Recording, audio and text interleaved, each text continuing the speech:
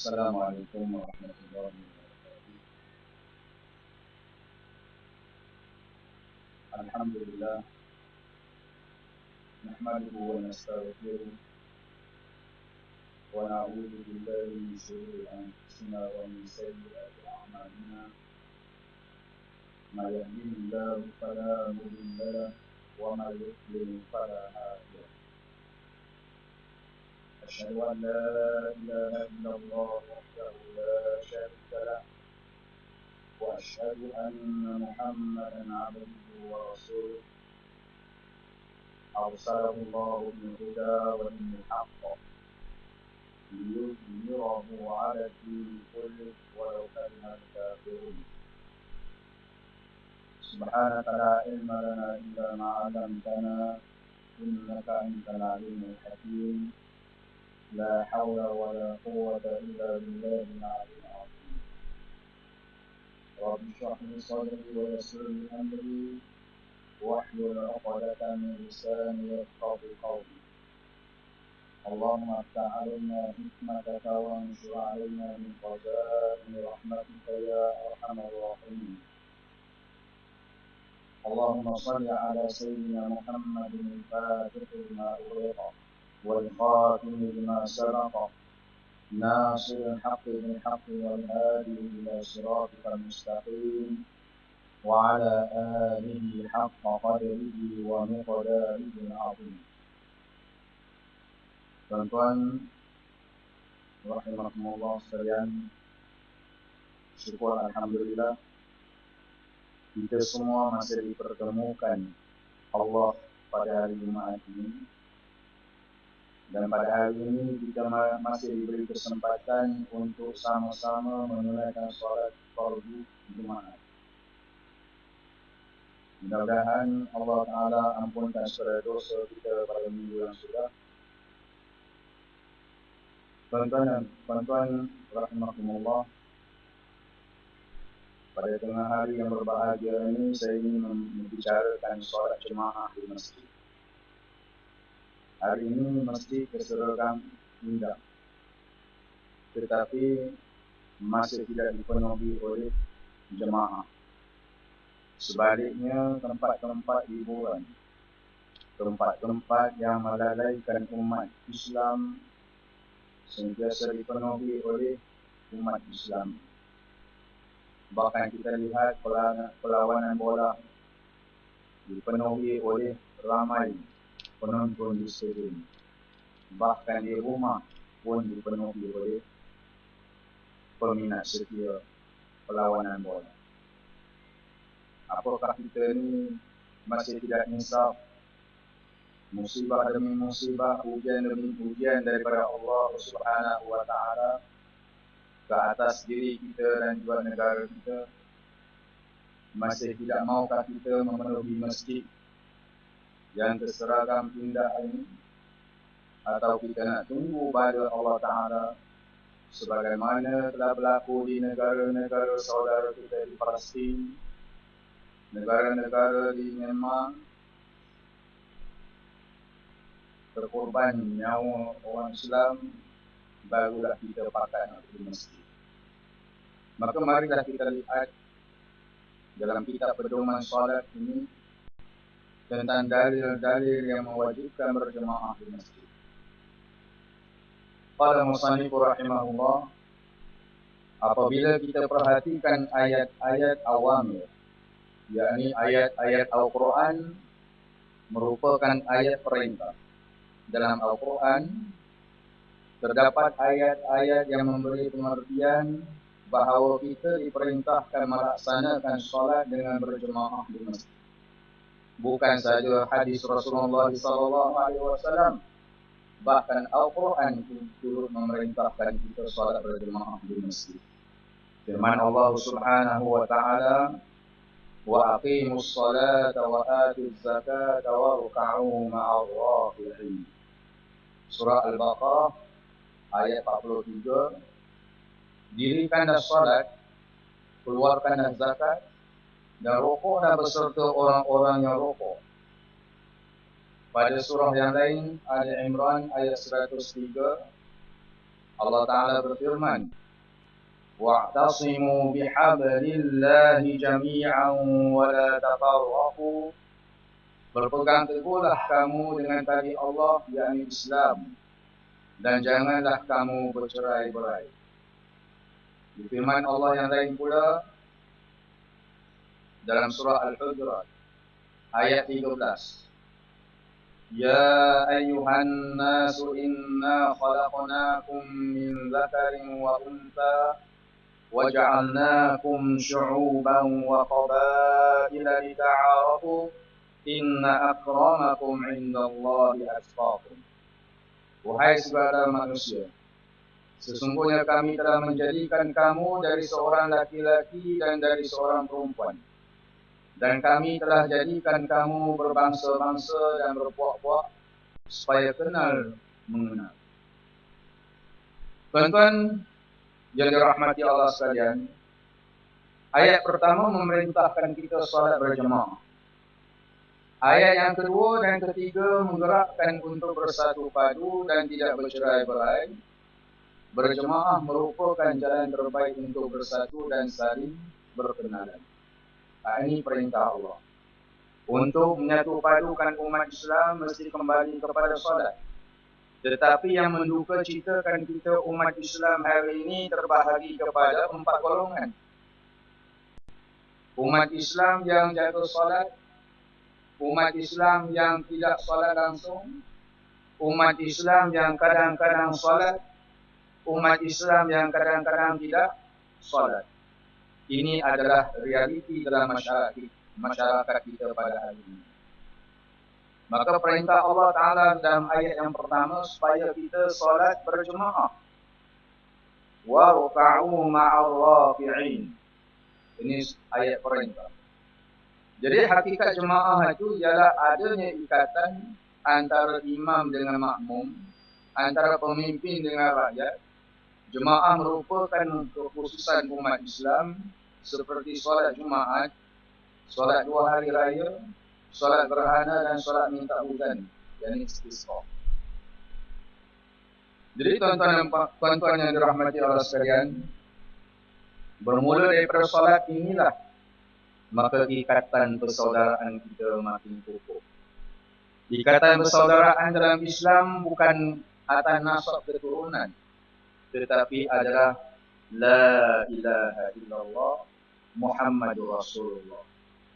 Tak kira bangsa Melayu, bangsa Cina, bangsa India, bila dia mengucap 2 kalimah syahadat, maka sudah pasti dia sudah menjadi salah seorang saudara kita. Innamal mu'minuna ikhwah. Sesungguhnya orang yang beriman itu adalah bersaudara. Seperti hari ini, yang duduk depan tuan-tuan ini pun bukan satu darah. Tengok muka pun dah faham tak? Bila sama. Agak-agak keturunan apa? Yang duduk depan. Saya non-alif. Tetapi bila kita mengucap 2 kalimah syahadat, kita sudah jadi saudara se-Islam. Ikatan dia lebih kuat daripada ikatan keturunan nasab dan bangsa. Ini keistimewanya Islam. Permulaan Nabi berjemaah secara terbuka. Jadi bila Rasulullah SAW kali pertama mengerjakan jemaah secara terbuka. Permulaan Nabi SAW mengerjakan jemaah dengan terang-terangan dan terus-menerus ialah di Madinah. Ketika masih di Mekah, Nabi SAW tidak mengerjakan solat dengan berjemaah di masjid. Kerana para sahabat ketika itu masih dalam keadaan lemah, Nabi SAW solat berjemaah di rumahnya. Terkadang dengan Ali radhiyallahu anhu dan terkadang dengan Khadijah radhiyallahu anha. Jika Nabi SAW solat dengan para sahabat di luar rumah, Nabi SAW melakukannya di tempat-tempat yang sepi. Para sahabat Nabi SAW pun demikian halnya, yakni berjemaah di rumah atau di tempat-tempat yang tersembunyi. Bagaimana keperitan yang dilalui oleh Rasulullah SAW dalam mengembangkan dakwahnya kepada umat manusia. Hari ini masjid kita sampai kebanyakan sudah dipasangkan air condition. Itu pun masih umat Islam tidak mahu lagi memenuhi masjid. Sebab itu orang Yahudi tidak menggerun akan umat Islam, kerana mereka sedar umat Islam ini lemah kerana terputusnya hubungan mereka dengan Allah. Maka untuk menguatkan umat Islam, kita mesti ajak umat Islam kembali berjemaah di masjid, biar setiap waktu penuh jemaah sebagaimana solat hari Jumaat. Sebab itu Imam Al-Ghazali menyatakan, kalau kita nak lihat sesebuah ahli qaryah itu ahli yang bertakwa, penduduknya bertakwa, maka lihatlah jemaah di masjid itu. Jika penuh masjid itu, sesebuah qaryah itu ahli penduduknya adalah penduduk yang bertakwa kepada Allah. Maka hendaklah kita didik anak-anak kita sentiasa hati mereka ni terikat dengan masjid. Bukan sekadar malam Jumaat ataupun hari Raya Aidil Fitri dengan hari Raya Aidil Adha. Para ulama telah sepakat bahawa menegakkan jemaah solat di masjid-masjid adalah perbuatan taat yang utama dan sebesar-besar syiar agama Islam. Para ulama telah meletakkan. Agama Islam menuntut dengan keras supaya pada setiap solat Jumaat kita berjemaah di masjid, menegakkan jemaah pada suatu tempat di tiap-tiap kampung yang dapat melahirkan syiar agama adalah wajib. Walaupun kita selalu kata apa, fardu apa? Solat sunat muakkad. Hanya solat yang sunat dituntut. Sebab itu kita pandang ringan. Kita pandang ringan terhadap solat berjemaah di masjid. Sedangkan para ulama menyatakan ini adalah perbuatan taat yang paling utama di dalam Islam. Sebab apa? Sebab rukun Islam yang kedua selepas mengucapkan kalimah syahadah adalah solat. Maka ini taat yang paling utama dan sebesar-besar syiar agama Islam. Sebab perbezaan antara orang Islam dengan orang kafir adalah solat. Maka tidak ada agama bagi mereka yang tidak dirikan solat. Tidak ada agama bagi mereka yang kadang-kadang solat, kadang-kadang tidak solat. Ini kena faham oleh. Agama ni nak masuk Islam ni masuk keseluruhannya. Kerana Allah menyatakan, Ya ayyuhallazina amanu dakhulu fis-silmi kaffah. Wahai orang-orang yang beriman, masuklah kamu dalam Islam keseluruhannya. Tidak boleh pilih solat saja, tidak boleh pilih zakat saja. Hak lain kita tidak nak kepada Islam. Maka yang utama sekali ialah solat berjemaah di masjid. Kita bersyukur suasana negara kita masih aman. Tidak sebagaimana permulaan Islam, Rasulullah SAW nak solat berjemaah dengan para sahabat terpaksa solat secara sembunyi. Bukan macam hari ini. Pintu masjid terbuka, tetapi hati kita masih tertutup. Mudah-mudahan Allah bukakan hati kita, lalu jemaah di masjid akan bertambah ramai. Baik. Apakah hukum berjemaah di masjid? Mengapa kita wajib mengadakan jemaah di masjid? Dan mengapa sangat besar maksiat orang yang tidak menegakkan jemaah di masjid? Apakah jemaah solat fardu di masjid adalah fardu ain? Jika fardu merupakan syarat sah solat, ataukah bukan? Atau hanya durhaka saja orang yang tidak mengerjakan? Ini persoalan yang timbul. Solat berjemaah di masjid ni fardu ain ke ataupun merupakan syarat sah solat? Solat di rumah tak sah, solat di masjid baru sah. Ataukah bukan? Atau hanya derhaka saja? Ataupun orang yang tidak mengerjakan solat di masjid hanya derhaka saja? yakni melakukan satu kemaksiatan. Apakah hanya fardu kifayah? Apakah hanya sunnah? Nah, ini persoalan yang kita nak ketahui. Sebab selama ni kita bila sebut solat berjemaah di masjid, kita kata solat berjemaah di masjid ni sunat. Alah, sunat muakkad saja. Tak pergi pun tak apa. Solat di mana pun sama je. Tak, solat di rumah pun sama, solat di masjid. Untuk menjawabnya, perhatikan dengan saksama huraian ini. Para fuqaha berbeza pendapat tentang hukum berjemaah di masjid. Atha, Hasan Bishri, Al-Auza'i, Al-Syafi'i, Abu Thawr dan Ahmad menetapkan bahawa berjemaah di masjid untuk solat fardu adalah fardu ain, tetapi bukan syarat sah solat.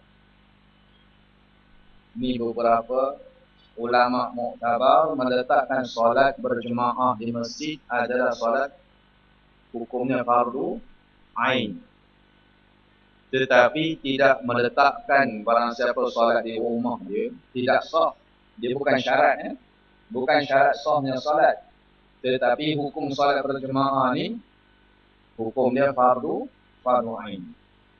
Atha ibn Abi Rabah mengatakan, laisa li ahadin min khalqillahi fil hadari wal qaryati rukhsatun idza sami'a nidaa fi ayyada as-salata jamaah.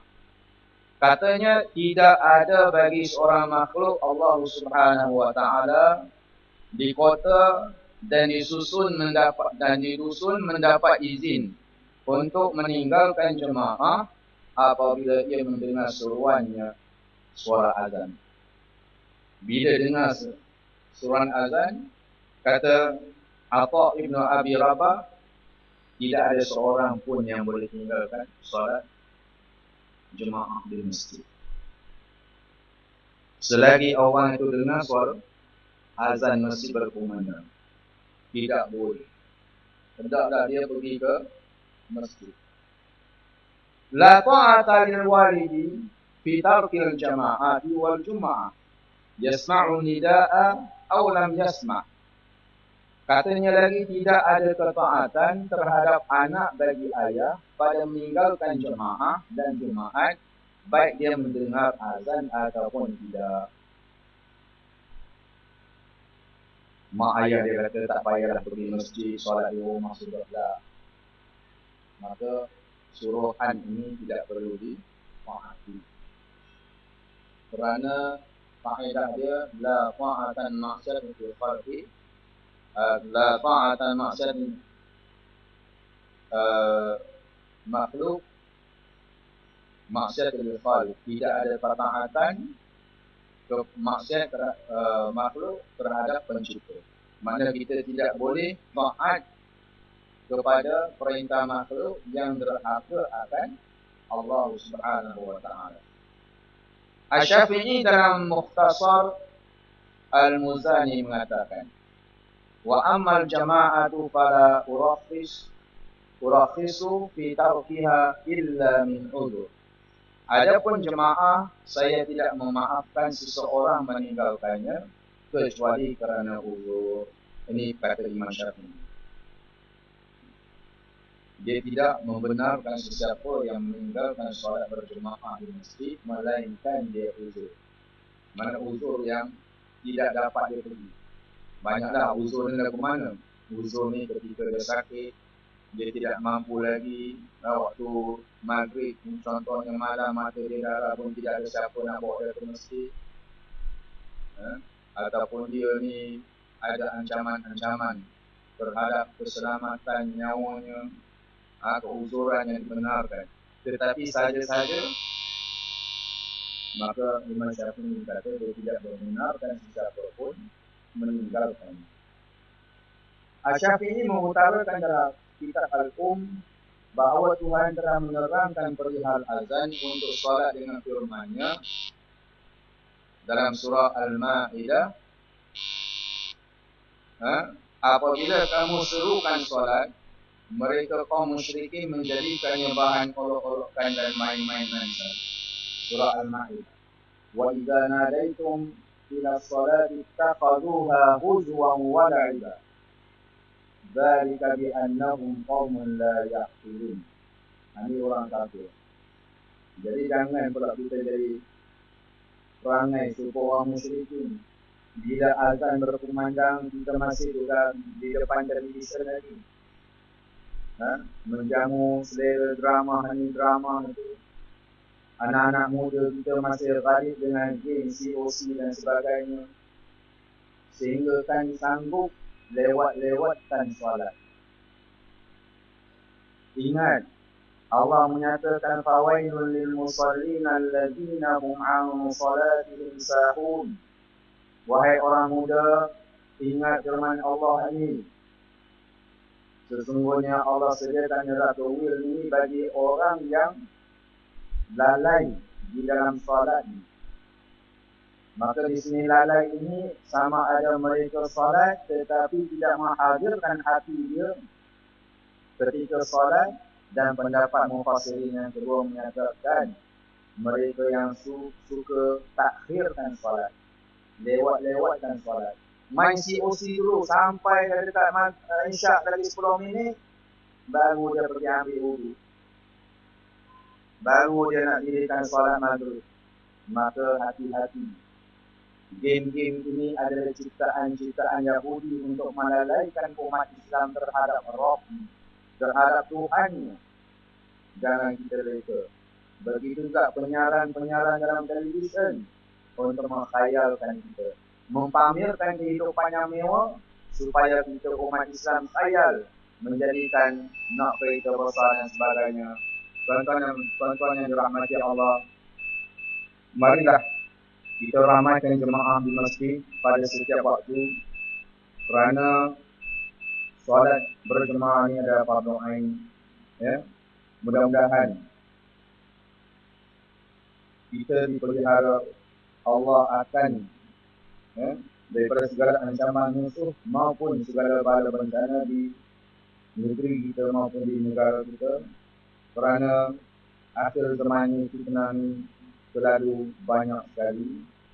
Untuk selamatkan iman kita, ayo marilah kita kembali kepada solat berjemaah.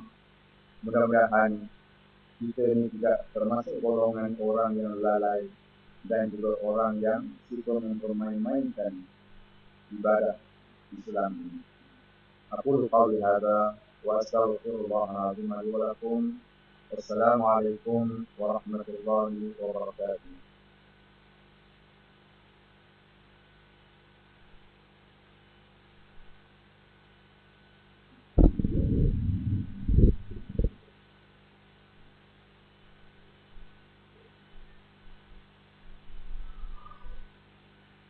Allahu Akbar, Allahu Akbar, Allahu Akbar, Allahu Akbar.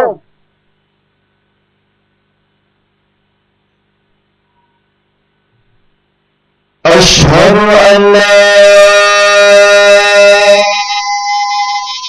ilaha illallah.